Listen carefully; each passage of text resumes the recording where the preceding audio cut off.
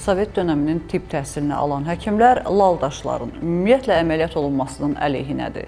Yerli mütəxəssis uroloq Mirhikmət Qiyasov isə tam əksini iddia edir. Birlikdə hamımız sona qədər baxsaq, maariflənəcəyik. Saf televiziyasında tibb xəbərlərinin vaxtıdır. Studiyada Günel İbadovadır. Yerli uroloq Mirhikmət Qiyasov iddia edir ki, lal daşlarında əməliyyat olunması bəzən vacibdir. Detallara baxaq. Lal daşlar əməliyyat olunmalıdırmı? Böyrək və sidik yollarında aşkarlanan, heç bir ağrı və ya narahatlıq yaratmayan lal daşlarının əməliyyat olunub-olunmaması uzun illərdir müzakirə mövzusudur. Sovet tibb məktəbi təhsili almış bəzi həkimlər belə daşlara toxunmağın lazım olmadığını və onların yalnız müşahidə altında saxlanılmasının kifayət etdiyini bildirir. Lakin müasir tibbin yanaşması bu məsələdə daha fərqlidir. Yerli mütəxəssis uroloq-androloq Mirhikmət Qiyasov isə lal daşların əməliyyat olunmasının vacibliyi haqqında danışıb. Lal daş dedikləri kateqoriya hansı ki, böyrəkdə olub, lakin obstruksiya vermədiyi üçün heç bir ağrı, heç bir şikayət verməyən daşlardır. Ümumiyyətlə, dünya tibbində lal daş kateqoriyası yoxdur. Bu, sadəcə xalq dilində daşların simptom verməyən hissəsinə verilən bir addır, qeyri-rəsmi bir addır. Qeyd edeyim ki, bütün daşlar ilk başda yaranarkən obstruksiya səbəb olmadığı üçün əslində o dediyimiz kateqoriyaya daxil olur. Amma istənilən lal daş əksərən günün birində gəlib kəsələyən sistemini qapatdığı üçün, obstruksiya verdiyi üçün xəstəyə kəskin ağrılar, bəzi hallarda isə daha da ağırlaşmış vəziyyətdə gəlirlər. Böyrək çatışmazlığı və pielonefritlə müraciət edirlər.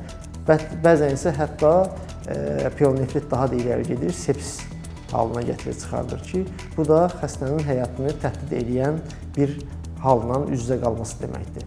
Əgər böyrəyinizdə daş varsa və o artıq konservativ müalicə üçün lazım olan ölçülərdən yüksəkdirsə, əməliyyat olmağı və ya digər metodlarla xaric olmağı tövsiyədir. İstənilən lal daş günün birində sizin böyrəyinizdə ciddi fəsadlar törədə bilər.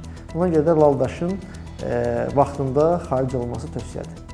Həkim vurğulayıb ki, müasir endoskopik və lazer texnologiyalarının tətbiqi sayəsində daşların erkən mərhələdə çıxarılması daha təhlükəsiz və effektiv hesab olunur. Bu isə gələcəkdə yarana biləcək ağırlaşmaların qarşısını almağa imkan verir. Qeyd edək ki, lal daş dedikdə heç bir klinik əlamət verməyən, təsadüfən ultrasəs müayinəsi və ya digər görüntüləmə üsulları zamanı aşkarlanan böyrək və ya sidik yolları daşları nəzərdə tutulur.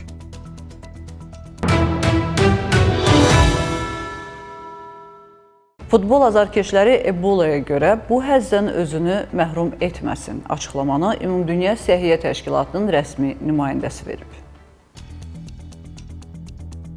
Futbol azarkeşləri üçün Ebola təhlükəsi aşağıdır. Ümumdünya Səhiyyə Təşkilatının Avropa üzrə regional direktoru Hans Klug futbol azarkeşlərini dünya çempionatından çəkinməməyə çağırıb. Onun sözlərinə görə Ebola virusunun turnir zamanı beynəlxalq miqyasda yayılması riski aşağı olaraq qalır və insanların səyahət planlarını dəyişməsinə ehtiyac yoxdur. Klug bildirib ki, Kongo Demokratik Respublikasında və Uqandada davam edən Ebola epidemiyasına baxmayaraq virusun yayılması əsasən ucqar ərazilərdə məhdudlaşır. Bundan əlavə riskli bölgələrdən gələn şəxslər üçün tibbi yoxlamalar həyata keçirilir. Mütəxəssis vurğulayıb ki, Ebola yalnız yoluxmuş şəxsin qanı və ya digər bədən mayeləri ilə birbaşa təmas nəticəsində ötürülür. 11 iyun tarixinə olan məlumata görə Kongo Demokratik Respublikasında 635 yoluxma və 127 ölüm, Uqandada isə 19 yoluxma və 2 ölüm qeydə alınıb. Dünya çempionatının keçiriləcəyi Amerika Birləşmiş Ştatları, Kanada və Meksikada, eləcə də Avropa ölkələrində xəstəlik halı aşkarlanmayıb.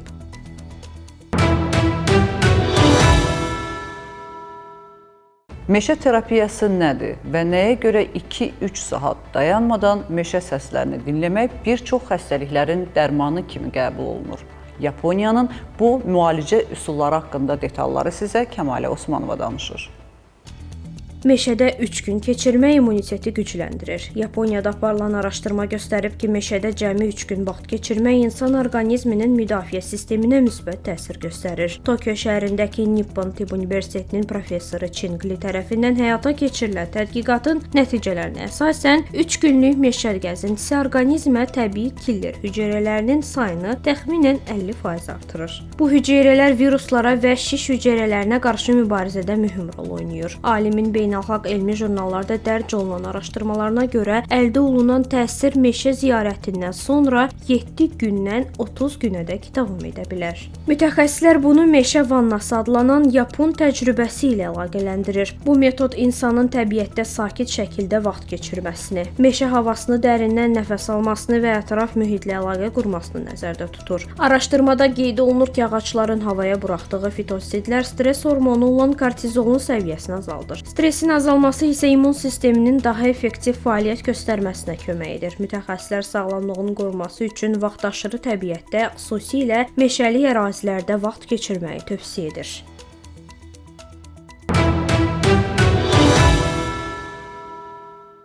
Şprot konservalarını yemək həyati təhlükə yarada bilər. Bu barədə mütəxəssislərin açıqlamaları var. Xüsusilə yay vaxtı konservlərdən maksimum uzaq durmağa çalışmalıyıq. Detalları izləyək.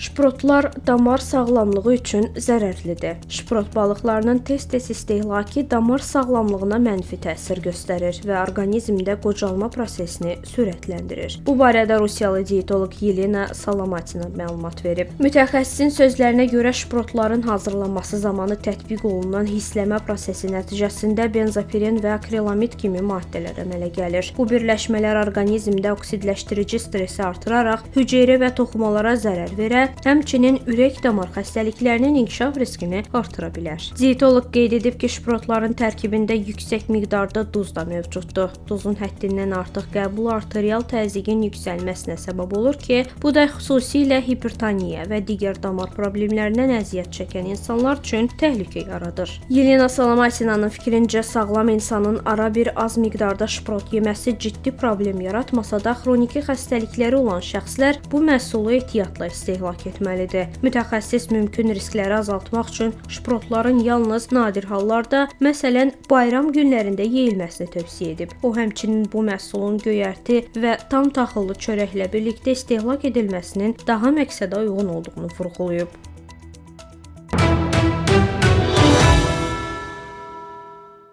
Bugün olan səhiyyə xəbərlərimiz bu qədər. Dünyada və ölkədə baş verən ən vacib tibb xəbərlərini Saf televiziyasında izləyin. Özünüzü və doğmalarınızı qoruyun. Sağ olun, salamat qalın.